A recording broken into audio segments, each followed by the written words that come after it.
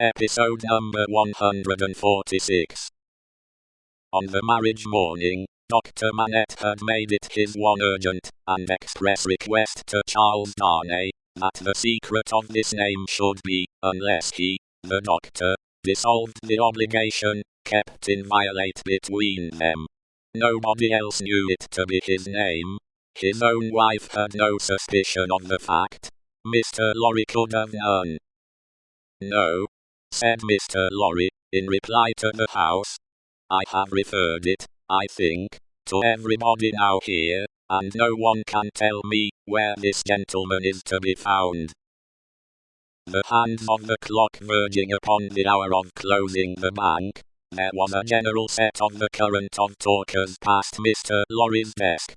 He held the letter out inquiringly, and Monseigneur looked at it, in the person of this plotting and indignant refugee, and Monseigneur looked at it in the person of that plotting and indignant refugee, and this, that, and the other, all had something disparaging to say, in French or in English, concerning the Marquis, who was not to be found. "Nephew, I believe, but in any case degenerate successor of the polished Marquis, who was murdered," said one. "Happy to say, I never knew him." "A craven, who abandoned his post," said another. "This Monseigneur had been got out of Paris, legs uppermost, and half suffocated, in a load of hay, some years ago." "Infected with the new doctrines," said a third, eyeing the direction through his glass in passing. "Set himself in opposition to the last Marquis, abandoned the estates when he inherited them, and left them to the ruffian herd. They will recompense him now, I hope, as he deserves." "Hey!" cried the blatant Stryver. "Did he though? Is that the sort of fellow? Let us look at his infamous name. D.N. the fellow."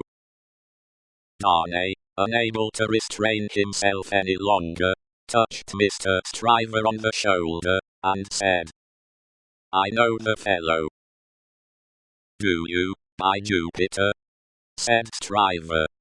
"I am sorry for it." "Why?" "Why, Mr. Darnay, you hear what he did? Don't ask, why, in these times." "But I do ask why." "Then I tell you again, Mr. Darnay, I am sorry for it. I am sorry to hear you putting any such extraordinary questions.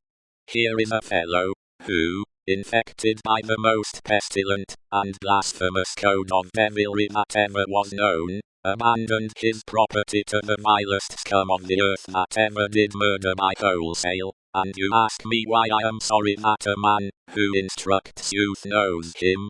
Well, but I'll answer you. I am sorry because I believe there is contamination in such a scoundrel. That's why." Mindful of the secret, Darnay with great difficulty checked himself, and said, "You may not understand the gentleman." "I understand how to put you in a corner, Mr. Darnay," said Bully Stryver, "and I'll do it. If this fellow is a gentleman, I don't understand him. You may tell him so, with my compliments. You may also tell him, from me, that after abandoning his worldly goods and position to this butcherly mob, I wonder he is not at the head of them. But, no, gentlemen," said Stryver, looking all round, and snapping his fingers, "I know something of human nature, and I tell you that you'll never find a fellow like this fellow, trusting himself to the mercies of such precious protégés. No, gentlemen, he'll always show 'em a clean pair of heels very early in the scuffle, and sneak away.